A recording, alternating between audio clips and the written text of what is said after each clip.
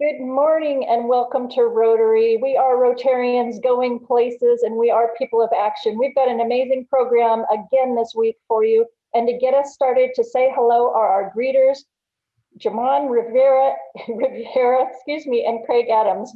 Sorry, Jamin, I completely brutalized your name, but please say hello. Hello, that's all right. I've been called a lot worse. Hello, everybody. Great to see everybody on here.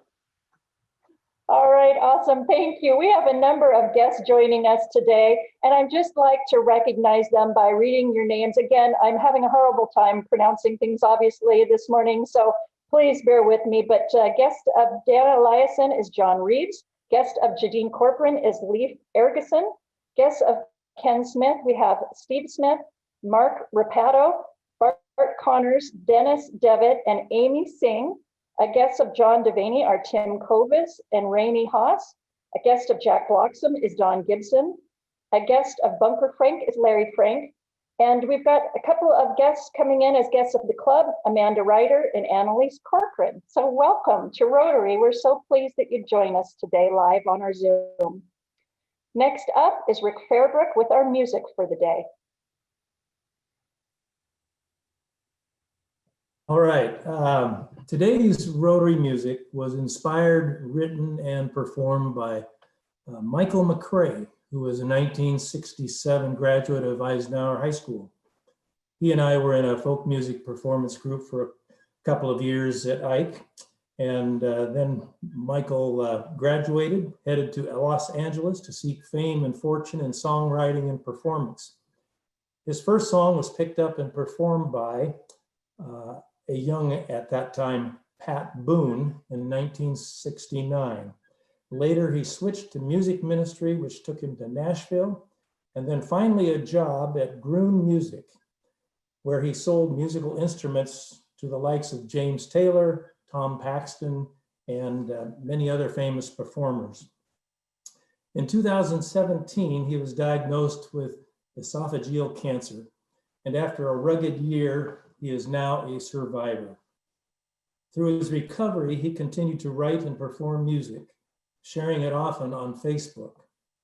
Recently, Michael decided to write and perform a new song every Monday, which he did for about 6 weeks. So I would like to honor Michael and his recovery by sharing one of those songs with you with a simple but poignant toe-tapping message. And the song is Love to Give.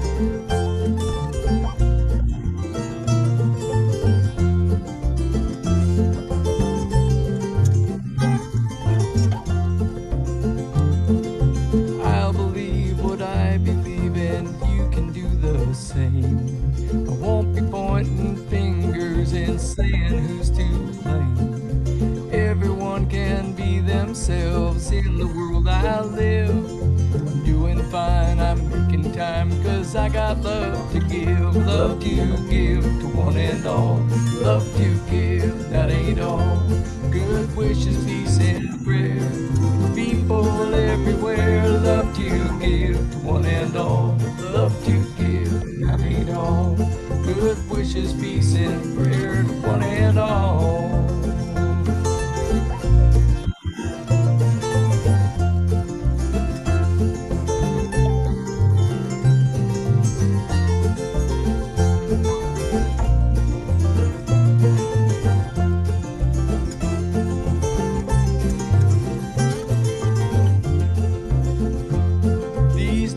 Seems the way you win is putting people down. The good book says that's not the way for us to get along.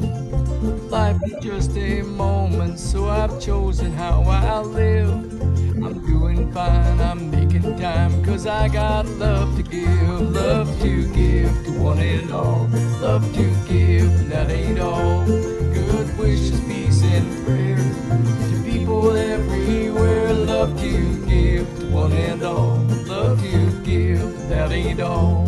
Good wishes, peace, and prayer to one and all. Love to give to one and all. Love to give, but that ain't all. Good wishes, peace, and prayer to people everywhere. Love to give to one and all. Love to give, but that ain't all. Good wishes, peace, and prayer to one and all.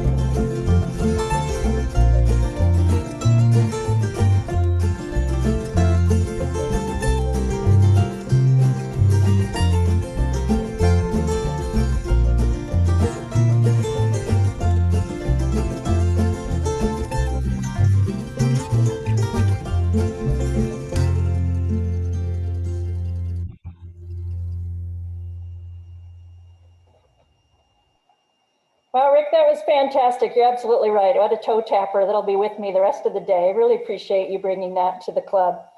Next on the agenda is Adrienne Garner with our invocation. Adrienne. Good afternoon, fellow Rotarians. President Bleezer. It is a happy day in the Garner household. I'll start by saying I will be a grandmother in hopefully a few hours here. So I'm pretty blessed today. Yes. Let's just take a moment and bow our heads wherever you're at. And I hope for all of you that your day is as blessed as mine. Father God, we come to you and we pray that you will help us remember what's true when we have uncertainties in our life. Some days feel too hard. Sometimes we are hurting, struggling, fighting in fear and worry at every turn. But thank you in the midst of it all. We know that there's nothing in the future that is unseen by you. You have a plan for every situation, no matter how difficult it may be. You will use all things for good, and anything is possible. We thank you that you do not leave us alone, but you are our guide, our strength, and the one who will always uphold us. Continue to guide us and lead us as we serve those who are unsure of what lies ahead. In your precious name we pray. Amen. Amen, and congratulations to you. I hear a future segment of Rotarians Going Places pretty soon for you. So And congrats. I will say, for those of you who were at the fairgrounds a few weeks ago, she was sitting in the front seat with baby on board. So this is her 9th season doing Operation Harvest. Oh, that is absolutely wonderful. Congratulations again. We're looking forward to hearing some really happy news. Next on the agenda, Maureen Makita with the introduction of our newest Rotarian. Maureen. Thank you, President Jennifer and fellow Rotarians. It is my honor to introduce our newest Rotarian, Courtney Beckler. Do you guys see her there? She has long, wavy hair. There she's waving. Courtney was a previous Rotarian in San Diego before she relocated back to Yakima to be closer to family. She is a financial advisor with Edward Jones and enjoys working with people and helping them with their future plans. One thing that Courtney has enjoyed about being back in Yakima is the sense of community and being able to give back in a way that feels more substantial. Her dad, Gary Lackey, a fellow member of our club, are you ready for this, Courtney? He said one of Courtney's superpowers is her ability to make friends quickly and that she has friends in all ages. Gary just went on and on about Courtney's ability to be friends with a 7-year-old or a 97-year-old. She really gets along with everyone and is quick to connect with others. Courtney is a doer, so I'm calling all committee members and committee chairs, get Courtney on your speed dial because she likes to help. She's already helped with Operation Harvest. Her and her husband, Michael, are adventure seekers. They thoroughly enjoy the outdoors and do a lot of hiking and biking and outdoorsy sort of stuff. As I mentioned, she's already helped out at Operation Harvest. She is the newest board member of the Greenway and is a member of the Women's Century Club in Yakima. It was my pleasure to help her and her husband, Michael, buy their first home here in Yakima, which they're busy already fixing up. I think they're got a new roof on and all kinds of amazing stuff. Super charming house right near the Labertons, in fact, on Eleanor. She is excited to officially become a member and get to work and play a little bridge. Fellow Rotarians, please join me in welcoming Courtney Beckler as our newest Rotarian. Well, Courtney, welcome. You can't see it, but we're giving you a standing ovation right now virtually. We're thrilled to have you on board, especially as a very established Rotarian. So you probably know this drill already, but you're going to be getting a care package in the mail to you that's going to include our Rotary roster, our 4-way test wallet card, the license plate holder, as well as a Rotary plaque, another lapel pin for your collection, and now a modern day Rotary face mask. So if you are unmuted, if you'd just like to say hello for a moment, we'd love to hear from you. Hi, everyone. Thank you so much for letting me join your guys' club. I'm so excited and to officially be a member. This has been a long time coming. And yeah, like I said, I'm just ready to get to work. So put me in. All right. You heard her. We're ready for you, Courtney. Thank you so much and welcome to Rotary. Thank you. Absolutely. Next on the agenda, we've got David Links to talk about a feast from west to east. That's right. I'm pleased to announce this special event to benefit Yakima Rotary charities. A feast from west to east will happen on Friday, November 13th. And Dwayne's pulling up the picture right here. So your evening begins with a delicious dinner from Fat Pastor, who's become well known in town for his delicious meals, which you'll pick up at the lab. The dinner consists of a salad, a side, a main dish and dessert, and a bottle of Rotary Centennial wine. You'll see for the main, side, and dessert, there's several options there. So after you receive your dinner, at 6:30, we'll have a presentation on Zoom about the wine and food pairing with Sean Niles, the Fat Pastor, and Justin Newfield, winemaker at Gilbert Cellars. So to register, please contact the Rotary office. They'll be happy to put it on your bill. And we have mailed out the invitation, so you should be receiving that in your mailbox soon. So join us for a feast from west to east on November 13th. Thank you, David. We're looking forward to some wonderful virtual fellowship with this event. So be sure to mark it down on your calendar and let Carolyn know that you're in and get registered and choose those wonderful menu options as well. Your board of directors met this morning, and I did want to tell you with the recent announcement in the news about Yakima County proceeding to phase 2, that of course the goal for our board is to get reopened with actual in-person meetings as soon as possible. However, of course, like many organizations, we are treating it with a bit of caution and moving with a very specific intent in mind to be deliberate and be very thoughtful in our approach. Just so you know, we have been in constant communication, as you can imagine, with the convention center to talk about reopening protocols. And with their remodel and with, of course, our holiday season coming up upon us, it's pretty likely that we won't meet in person until after the first of the year. But I did want you to know that the board is really very deliberate and thoughtful in this approach. And certainly if you have any comments or questions, I'm always here to hear them. So we certainly look forward to seeing you in person soon, but want to take a very cautious approach to do so and obviously be very cognizant of everyone's health concerns. So with that, we'll look forward to doing so when we can safely. Moving up in the agenda, next up is our Sergeant at Arms, Doug Rich. Doug.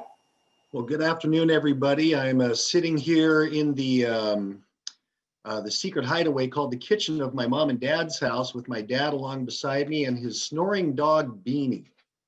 So if you hear any grunting, it's not us, all right? I'm trying to get my slideshow started here. I'm really looking forward to what our speaker has to say today about private equity and ownership of ag businesses. And I thought it might be fun to kind of look back in history to what really built Yakima. You know, and having a little look at business history and going through PowerPoint, I saw this really cool graphic. So I thought I'd pretend that this was actually a graphic of Mount Rainier, when in reality, it's probably not. But as you know, we have been growing fruit for many, many years here. So today we're going to be talking a little bit about some of the pioneering fruit families and how when they became quite wealthy, they were very philanthropic. There was a big period of growth that occurred. We saw many mergers and sales occur, and many of those are actually still around our valley. So we'll try to raise a little bit of money for charities today by asking you some historical questions about our fruit history here in the valley. Remember, four-way test, so keep track of your fines, and we would love you to be able to send some checks along to charities. But I found it interesting that one of the big companies back at the turn of the 20th century was Libby McNeil and Libby. And they actually had a huge warehouse presence from 1900 for a number of decades here in the Yakima Valley.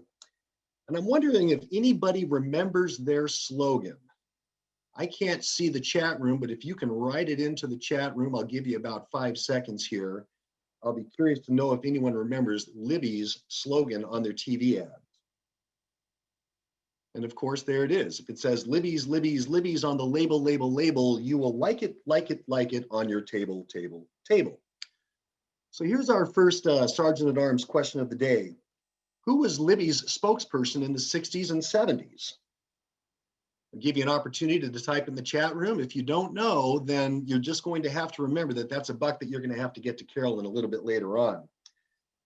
So you were correct if you said Charlie Robin. Well, maybe it wasn't exactly Charlie Robin, but it was Libby the Kid. And so I will buy a socially distant beer for anybody that can tell me what was Libby the Kid's catchphrase. And of course, it was in response to this, kids screaming, "It's Libby the Kid." What would he say? Why, that's Billy the Kid spelled sideways, sort of. And the rest of you had better pay $1. But as we know, really, apple was king in the Yakima Valley when it came to agriculture. And there were a number of companies that graced our shores over the years. And a lot of these companies, as you know, were very, very philanthropic, and many of them still are in what they give back to the Valley, which was the fruit of their bounty as well. In the 40s and 50s, we had quite a bit of expansion occurring as well. Some names that you'll actually know today. This second one here is actually Yakima Fruit and Cold Storage. Larry Frank might remember that one. But we saw expansion going on up in the Natchez Heights and the Highland area as well. Some of those that were there to this day. So many familiar names filled our businesses and produced fruit from our valley. And I'm sure a lot of these names, this is actually Prentice Packing, Mr. Apple, Howard Prentice, a Rotarian who passed away recently. His family started that, but you can see a lot of very familiar names. There's Washington Fruit and Pyramid Orchards, which is no longer here. And a lot of these have actually stood the test of time, but some are sold or have merged. Stadelman Fruit went away about 2 decades ago. Prentice Packing about the same time. Holtzinger Fruit, about 10 or 15 years ago. And the Garrettson Company is also no longer in business, but many have stood the test of time. So for our next Rotary Sergeant at Arms find, who stood on the Mount Rushmore of independent growing operations? And this isn't necessarily the largest, but these are the ones that started way back in the day who are actually still around in our midst today. So go ahead and kind of get your top 4 in mind there, if you would, and think hard and fast. Sunquist Fruit, which obviously Craig is still involved in I believe it's a Southwest Rotary, started in 1922. That's actually the youngest of the bunch. Allen Brothers out in the Glebe Valley in Natchez was next. George Allen, also a Rotarian. That actually started in 1920. This one over here on the left is Roach Fruit, started in 1918. Okay, and number 5 on the list, let's see, number 4 on the list, here it is, Washington Fruit. Actually, I'm going to back that up for a sec because we really actually have the Mount Rushmore sitting right here, even though we've got 5 logos still up. I'll explain that in a minute. But Washington Fruit started in 1915, and Mr. Bloxham is obviously still actively involved in that.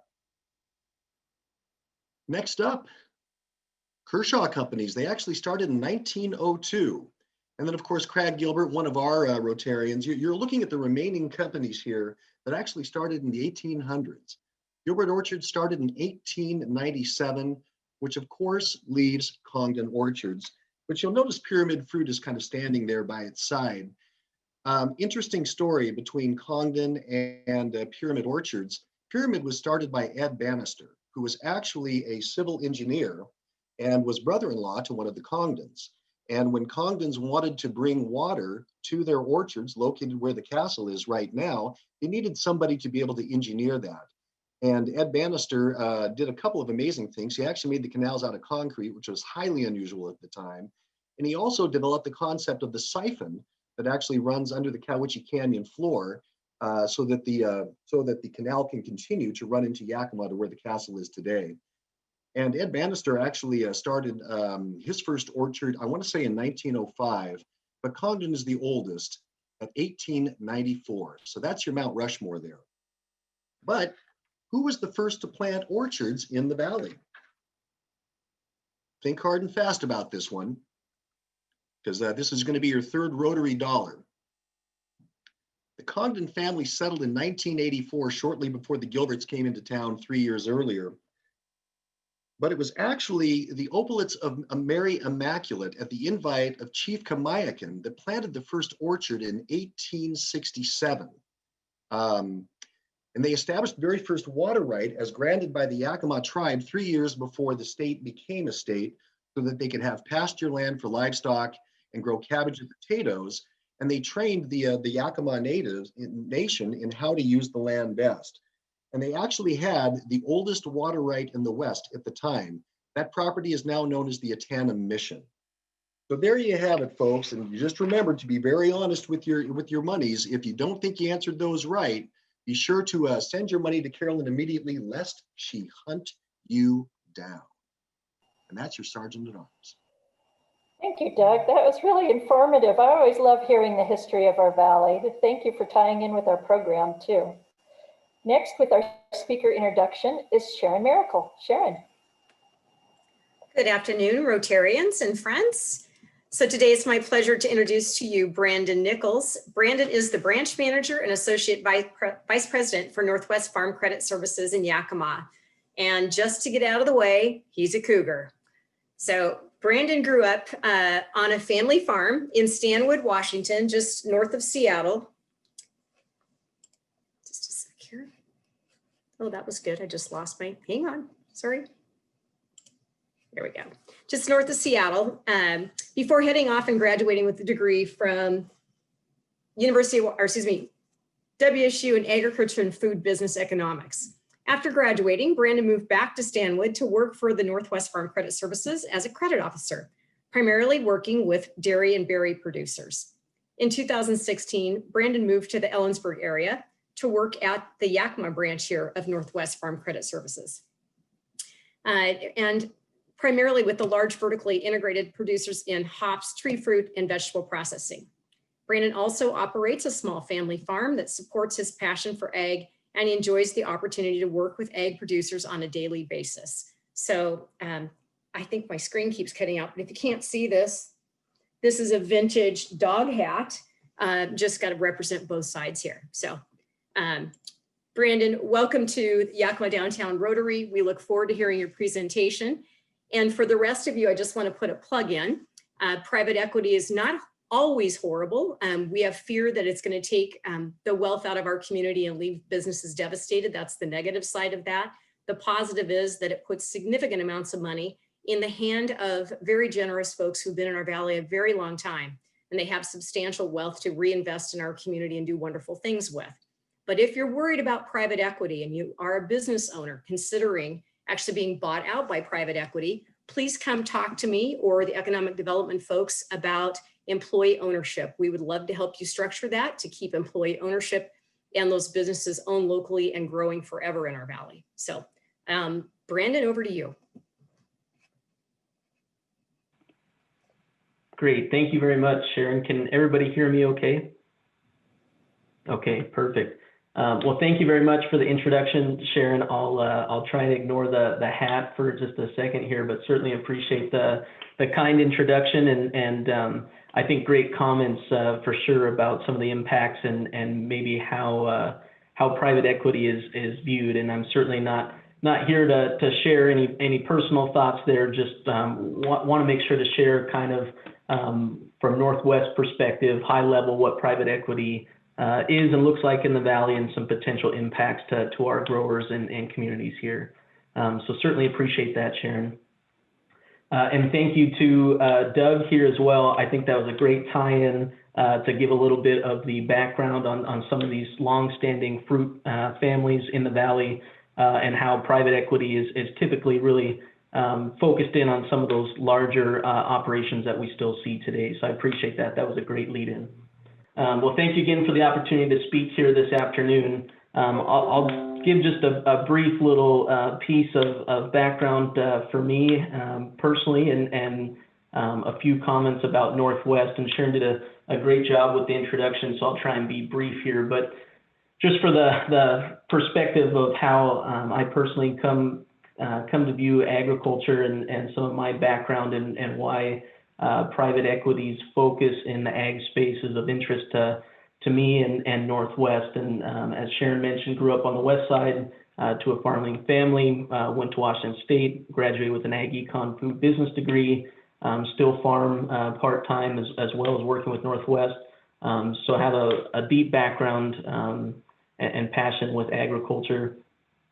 Fairly new to the Valley in the last 4 years or so. Had the opportunity to work with Riley Mangarelli, who's on the lower left picture here. His family's been in the Valley for a long time, so certainly have been able to get a lot more of the perspective of kind of the long-standing tree fruit especially, but also in the hop industry, the history that's reflective of agriculture in the Valley, similar to what Doug has outlined here as well for us.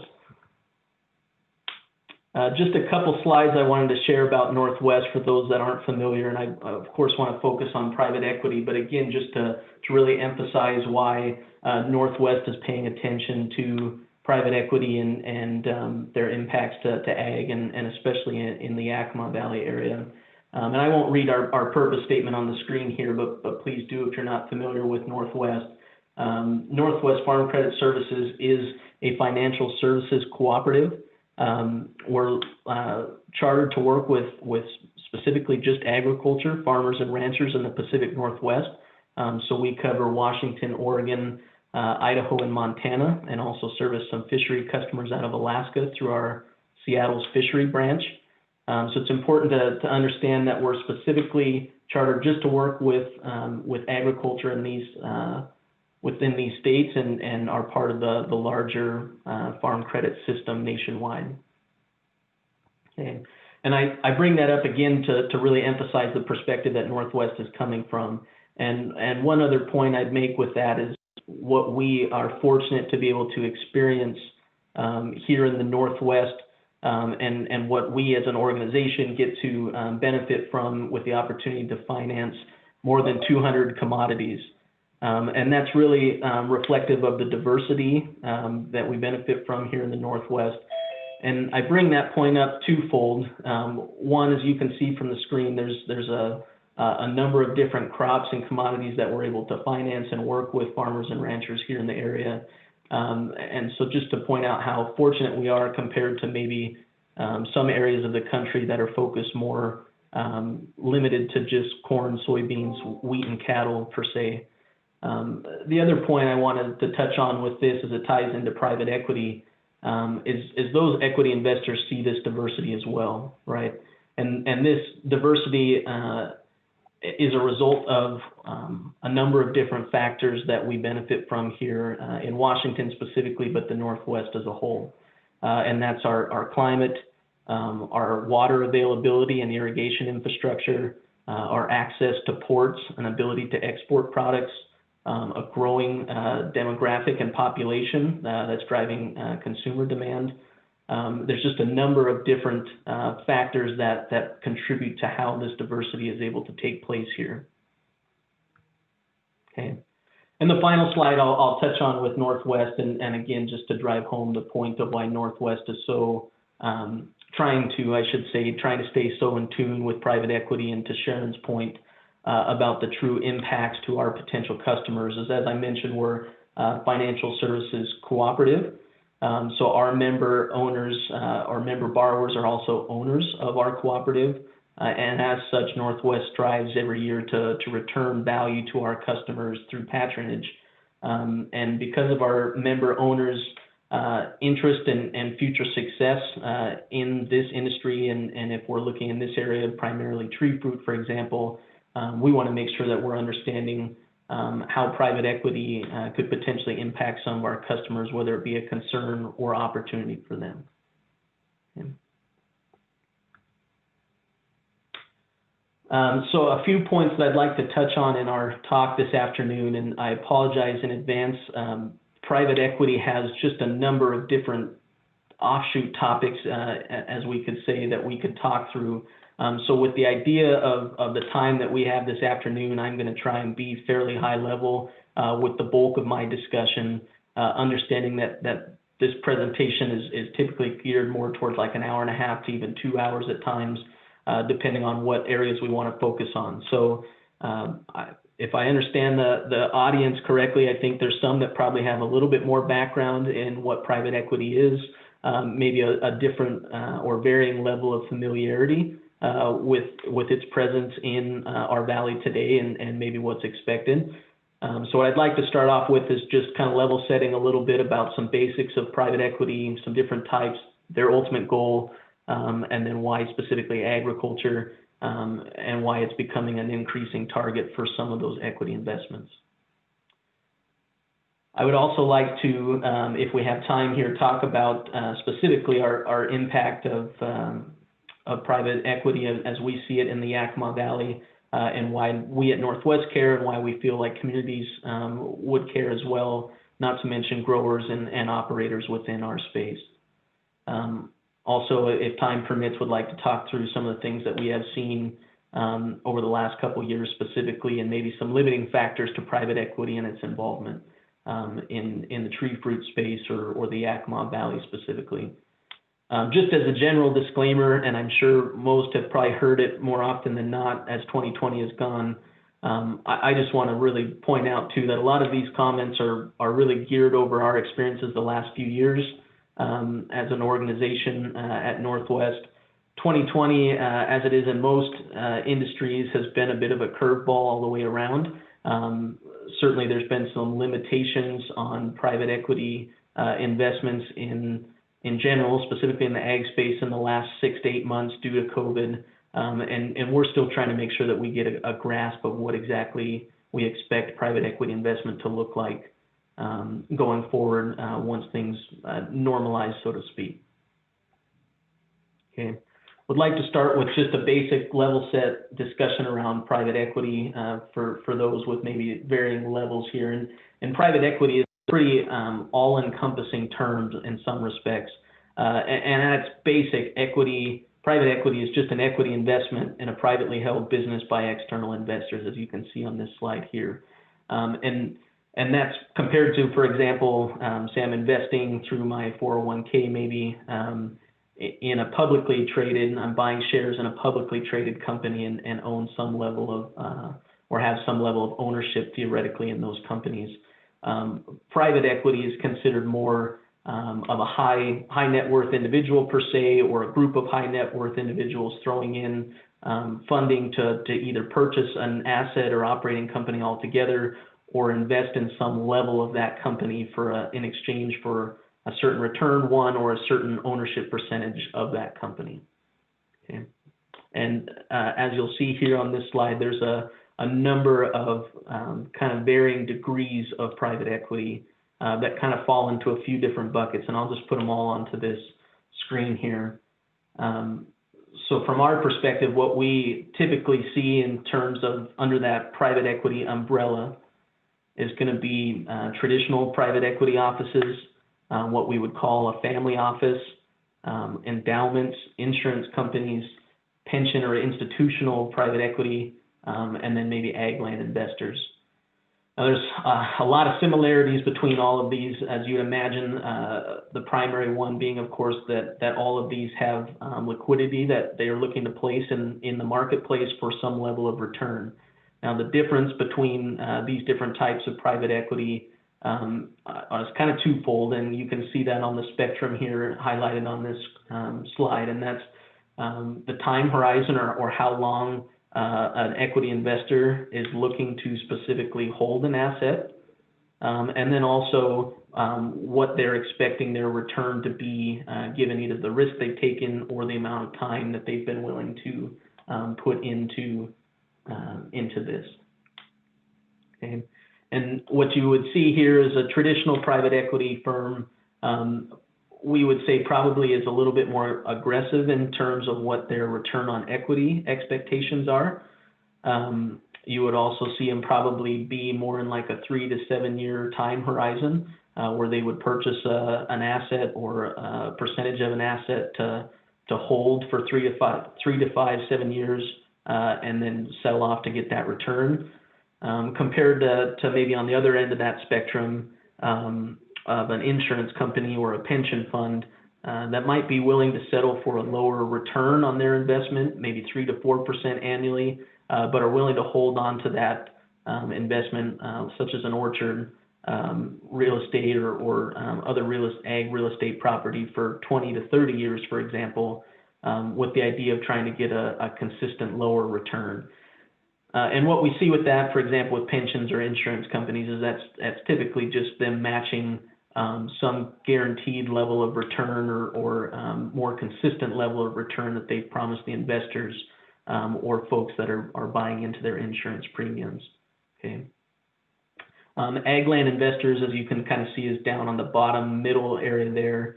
And what we see from them typically ends up being a blend between the two, where they will hold things a little bit longer term, typically will purchase ag real estate and turn around to have somebody else operate that, with the idea that they would get the appreciation as well. So a 3 to 4% maybe return if they were to purchase the property and lease it back to an operator, but then also be able to capture the appreciation that we typically see in ag real estate over time. Okay. So we talk a little bit here about what private equity is and the different types. What I want to accomplish on this screen here is, or slide here, is specifically the scale, because this is something that I struggled with when we initially started seeing more activity from private equity, is how many firms are out there and what kind of dollar amount are we looking at. And this is probably one of the more simplified slides that I have, but I would say probably one of the most important in terms of understanding the potential impact of private equity. And what you can see is this is just a scale from 1980 to today, so a 40-year time frame of what private equity firms have looked like nationwide here. And there's a lot of firms now. Just to note, 6,500 firms today are not necessarily involved in ag investments specifically, but there is a growing number of those that are taking interest in that. The really probably more eye-catching number here is that $2.5 trillion, and AUM is assets under management, but that 2.5 or more than $2.5 trillion that these firms are looking to invest in whatever, be it commercial investment opportunities or ag space, is a staggering number and can be a game changer in a number of different industries. Okay. And again, there's a number of things to talk through on these, so I'm going to stay a little high level here. But the next question might be is understanding what private equity is, why agriculture in general, and that would just be summed up by the next couple slides here. You know, from a high level view as an equity investor, they're looking at world population growth and expectations to hit 9 billion plus people globally by 2050, which is a huge increase in the demand side of any economic situation here. And conversely, we're also seeing predictions of arable land per capita worldwide shrinking. Some of that's just due simply to population growth, urban sprawl, issues with desertification, salinity issues in some parts of the world, but again, limitations to the supply side. Okay, so that piques interest from private equity investors in terms of where to potentially place some money. Another piece of that is not only are you seeing a larger or growing population and less arable acres to produce that food on, But you're also seeing an increasing push from the population globally, and probably more so in the United States, as you might be familiar with, to have a healthier diet, more focus on fresh fruits and vegetables, higher quality proteins. Also, as we look globally, as you see more and more folks around the world kind of move up that economic scale, they're able to afford higher quality proteins and foods such as beef compared to chicken, for example, all of which are increasing the demands of agriculture. And this slide here is just showing the annual consumer price index of aggregated fresh fruits and vegetables compared to an all-in look at that. And these are some different things that private equity is looking at to gauge their future focus on ag. Okay, they're also looking at historical returns from different ag investments as we've seen them. And this chart here is a little dated, but again, still reflective of what private equity investors have seen and what's pulling them towards ag. And that's U.S. farmland, row crops, and permanent crops are reflected here. I might have some arrows that point at some of these. And they're comparing that to S&P 500, small cap equities, and so forth, and saying, hey, we're getting a consistent demand, a consistent return to some of these with maybe a little bit less volatility in the long run. Okay, and what I think is, we talked a little bit about earlier in this presentation is that's what's drawing private equity investment to agriculture. Specifically, what's drawing these equity investments to our valley here is the makeup and much of what Doug had talked about already here. You know, you have a large tree fruit industry, for example, is probably the prime example for our area, where it's a capital intensive industry to be able to put in processing facilities and develop these numerous orchard acres into newer proprietary varieties and that sort of thing. It's very capital intensive. A lot of these funds are looking to place large amounts of equity in one fell swoop or investment, and tree fruit is ripe for that. They're also looking back at what we talked about from the Northwest kind of competitive advantage globally, being our climate, our water infrastructure, ability to export through ports that are local here through Seattle and further down on the West Coast. They're also looking at the opportunity for different technological advancements within agriculture that they can invest in that would be a bit of a game changer. And for tree fruit, for example, one of those would be, that's often talked about, is robotic picking out in orchards, and how that will change our industry's landscape and their ability to throw large amounts of funding to try and advance or speed up those technological changes. Okay. I do want to step back for just a second here too and clarify that though private equity is maybe becoming more prevalent in our area and specifically a little bit newer to the tree fruit space, you know, there's been private equity investors in agriculture for quite some time. And that's largely been centered maybe in forest products, pistachios in California, and also vineyards in California. So, but we're certainly seeing it on an increasing scale and more locally. Okay, and I'm going to put a few different things on here. And again, uniquely, Doug touched on some of these already or started that conversation, I think, of why it might be something that folks in our community would care about. Private equity is considered a new participant in any industry that it starts to place funds in, and specifically with tree fruit in our area, private equity over the last few years has become an increasing player in the tree fruit industry. And anytime you have a new participant in an industry that's it's got a long-standing history in our valley, and some of those family names that Doug had talked about, and those that would be on the Mount Rushmore of the tree fruit. I think that was a great analogy of what has kind of stood the test of time. He also had that slide where he dropped some of those names as some operators moved out of the business. What we would see or expect to see, some of the impact of private equity is that speed of consolidation. They're going to be able to partner potentially with certain companies that are still larger players in the market to be able to provide the funding needed to continue to grow those operations or support further expansion. They might bring some different players together in terms of their ownership interest in different operating entities that we know of today.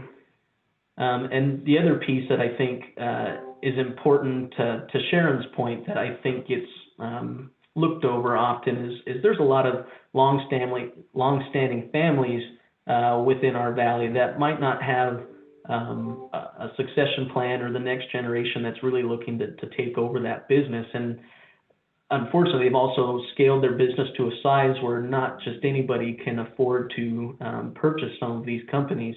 So private equity does provide a unique opportunity for those families to capitalize on their family's work over generations, get paid for the assets in the business that they've created, while also allowing those private equity folks to purchase those businesses and hire management teams to keep that legacy moving forward.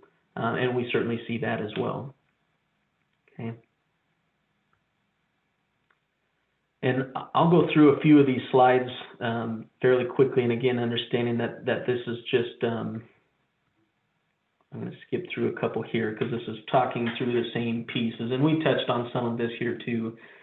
You know, what are what are private equity firms looking for specifically, and how are they deciding on what kind of targets are a suitable investment? And what they're looking for is industries such as the tree fruit industry that's experiencing a certain level of consolidation naturally as economies of scales become more prevalent or markets dictate that consolidation. Private equity sees an opportunity to be able to step into some of those and either purchase, again, families looking to exit or purchase different operations and combine them to speed up that rate of consolidation. They're also looking for vertically integrated moves that could be made within the industry. So maybe large individual or independent orchardists that can be, those assets can be purchased and fed into a different processing or tree fruit packer to increase owned throughput for some of those packing warehouses. And we certainly are seeing some interest in some of those moves as well. They're looking for sizable targets, and again, you're talking about 2.5 trillion, and again, that's private equity firms as a whole. But as you look at some of that, and then you take that kind of money and you're trying to find a place to put it, you don't want to spend $100 here and well, or for that matter, $100,000 here and $100,000 here. They're really looking for targets in that 50 million to 200 million range at times as an investment, and the tree industry provides a unique opportunity to be able to do that. Okay. And I know I'm getting close to time here, and again, we could talk through a number of pieces, so I will be a little limited on some of this. What I wanted to talk about is there's a number of strategies that different private equity firms take in their approach to the marketplace, and we touched on that a little bit with that first slide on the spectrum of maybe the fund horizon and also the risk return. So what we see is, like we talked about, maybe insurance companies or pensions funds will purchase large tracts of orchard ground, for example, lease it back to the current ownership or another operating entity, and then just ask for a 3 to 4% return, and will hold on to those orchards for some length of time. Others will come in and purchase a company outright, try to operate themselves, try and take the business to the next level. They'll try and scale it up, do value add, add on some level of vertical integration, add CA facilities, more storage, and then try and flip, so to speak, that business in the next 3 to 5 years. Okay. The other piece that private equity is very big on is partnerships, and maybe at some degree are more open to partnerships than what we see in the industry today, and they're looking more for being able to partner if they can't buy outright some of those vertical integration components, at least finding strategic partners to be able to pull some of those players together. Okay. And I won't talk through this here, but this is just a little bit of the business life cycle, but we'll move past some of that. I knew we'd be right at time here, so a couple things on this slide, and then I'll kind of wrap up that I wanted to make sure to touch on. And there's a number of things, and this will continue as more private equity investment takes interest in Yakima and in the tree fruit space specifically. So this is constantly changing. But what we have seen, and again, this is coming from Northwest perspective, but those equity investors that are taking a longer term approach to the industry seem to have a little bit more success. It's just a lot harder for those familiar with ag would certainly understand. It's hard to be a short-term player and time markets correctly to buy things, add some value in a year to two, and still be able to have the right market conditions to turn around and make some of the returns that some of these investors are looking for. The other part that I think is a limiting factor in this valley is just that management is vital. A lot of these private equity firms are certainly very good at what they do, but also don't necessarily have the ag background or specific horticultural knowledge to be able to manage things themselves directly. So they might have the money to purchase the asset, but they still need to have a management team in place to manage things and operate some of these purchases or investments that they're making. Okay.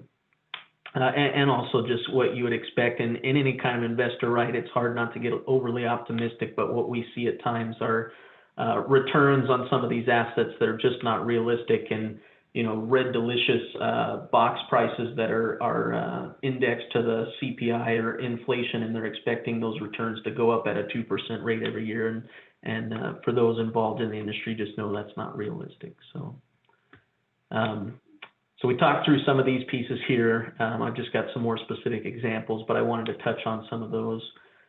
I think I'm right at time, so I want to end on a couple notes that Sharon touched on here as well. And I'm certainly one that was skeptical, more skeptical up front around private equity, and it just sounds like the stereotypical big money, Wall Street type money coming in and disrupting an industry, so to speak. And that's to say that what we've learned is that it's not always a bad thing. I think sometimes it's certainly painted in that light, but there's a number of opportunities, and some we've talked about here, that come up with private equity's involvement in our valley. And to Sharon's point, there's some families that have benefited from selling their assets and having a source of wealth for family wealth to be able to continue to support their communities and so forth, and use private equity as part of their succession plan. I think another growing opportunity that we see is as more private equity firms are purchasing assets in the valley, there's more opportunities for the next generation that maybe didn't have those opportunities to go back to a family operation. They can get some management experience, create management teams or management operating entities that private equity firms are hiring to manage some of their orchard assets. And that's been a growing opportunity for some of younger farmers in our area as well. Okay. So I just wanted to make sure to highlight that it certainly isn't always meant to be painted in a negative light. It's like anything that impacts any industry outside of just ag, and that's specifically that there's some winners and losers on both sides, but there's a number of opportunities that come with it as well. Okay.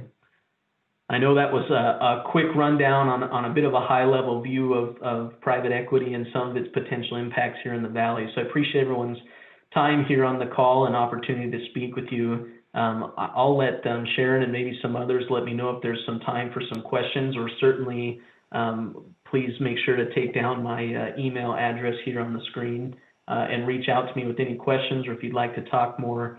Always interesting and happy to talk more about some of this topic here. So thank you very much. Brandon, thank you so much for that very informative presentation. We do have time maybe for a couple of questions, and then if you're willing to stay on the call after our formal adjourn time, it would be really great to answer any additional questions if you've got the time to do so. Sure, absolutely. More than happy to do it. Excellent. If anybody has some questions, go ahead with those right now. Jennifer, this is Russ Mazzola. I have a question. Brandon, what's the smallest amount of acreage that a private investor would be looking at in the orchard setting? Sure, that's a great question, and there's probably twofold answer to that, and one, private equity in terms of what we picture private equity to be typically is larger scale. So I'll set that aside for a minute just to say as well that we certainly also see, even dentists or lawyers or doctors in town here that also have a minority interest in a 20-acre orchard. And theoretically, that is also private equity, right?